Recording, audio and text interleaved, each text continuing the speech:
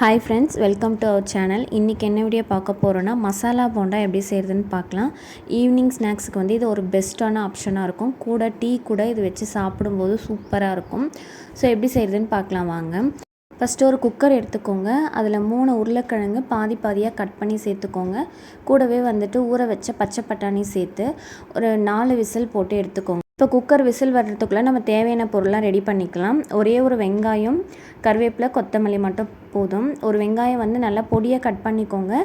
இது கூடவே தேவையான கருவேப்பிலை, கொத்தமல்லி எல்லாமே அலசி எடுத்து வச்சுக்கோங்க.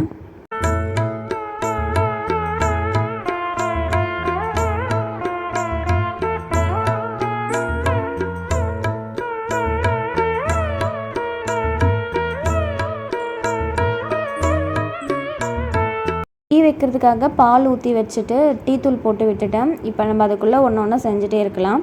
குக்கர் வந்து விசில் வந்துடுச்சு. சூடு ஆறுனதுக்கப்புறமா ஓப்பன் பண்ணி பார்த்தோன்னா உருளைக்கிழங்கும் பட்டாணியும் நல்லா வெந்திருந்தது. இப்போ உருளைக்கிழங்கு தோல் உரித்து தனியாக எடுத்து வச்சுக்கலாம். அதுக்குள்ளே பேட்டர் ரெடி பண்ணிடலாம். 2 கப்பு கடலை மாவு, 4 டேபிள் ஸ்பூன் அளவுக்கு அரிசி மாவு, 1 teaspoon red chilli powder, 1 teaspoon Kashmiri chilli powder, 1 சிட்டிகை பெருங்காயத்தூள், தேவையான அளவுக்கு உப்பு சேர்த்து நல்லா மிக்ஸ் பண்ணிவிட்டு தண்ணி ஊற்றி பிசைஞ்சிக்கலாம். பேட்டர் வந்து நல்லா திக்காக கரைச்சி எடுத்துக்கோங்க. அப்போ தான் போண்டா போடும்போது நல்லா கிறிஸ்பியாக வரும்.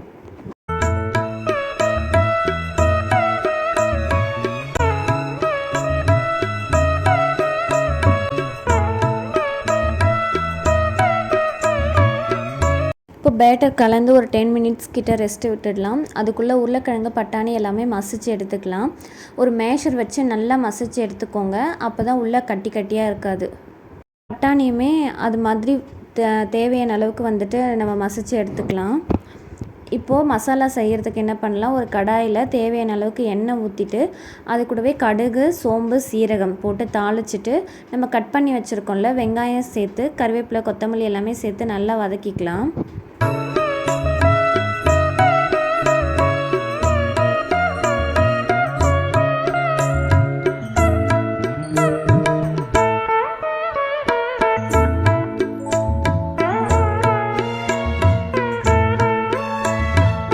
இப்போ வெங்காயம் கோல்டன் ப்ரௌன் கலர் ஆனதுக்கப்புறமா நம்ம மேஷ் பண்ணி வச்சுருக்க பட்டாணி, உருளைக்கிழங்கு எல்லாமே சேர்த்து மிக்ஸ் பண்ணி விட்டுக்கலாம். இப்போ இது எண்ணெயிலே ஓரளவுக்கு மிக்ஸ் பண்ணதுக்கப்புறமா மசாலா ஆட் பண்ணிக்கலாம். 1 teaspoon red chilli powder, 1 teaspoon Kashmiri chilli powder, கொஞ்சமாக கரம் மசாலா, கொஞ்சம் பெப்பர், கொஞ்சம் சீரகத்தூள், ஃபைனலாக தேவையான அளவுக்கு சால்ட்டு சேர்த்து நல்லா மிக்ஸ் பண்ணி விட்டுடலாம்.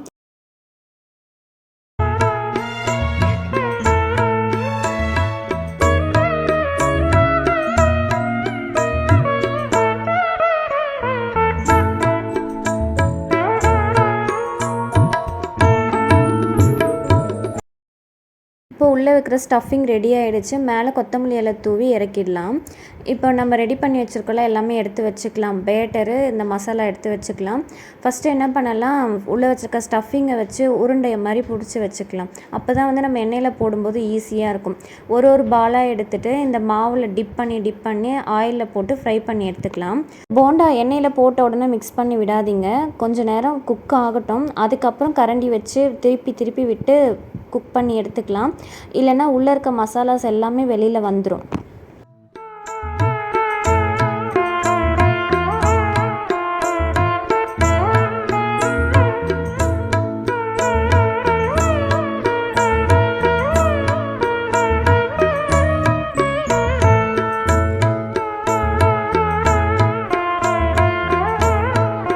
ஃபைனலாக பார்த்தீங்கன்னா டீயும் ரெடி ஆகிடுச்சு. உருளைக்கிழங்கு போண்டா சூப்பராக ரெடி ஆகிடுச்சு. இது வந்து மசாலா போண்டா சொல்லலாம், உருளைக்கிழங்கு போண்டா சொல்லலாம். உங்களுக்கு பிடிச்ச பேரை கமெண்ட்டில் சொல்லுங்கள். ஸோ நீங்களுமே இதே மாதிரி ட்ரை பண்ணி பாருங்கள். ட்ரை பண்ணி பார்த்துட்டு எப்படி இருக்குன்னு கமெண்ட்டில் சொல்லுங்கள். இந்த வீடியோ பிடிச்சதா லைக் பண்ணிக்கோங்க. நம்ம சேனலை சப்ஸ்கிரைப் பண்ணி வச்சுக்கோங்க. நம்ம நெக்ஸ்ட் வீடியோவில் பார்க்கலாம். பாய்.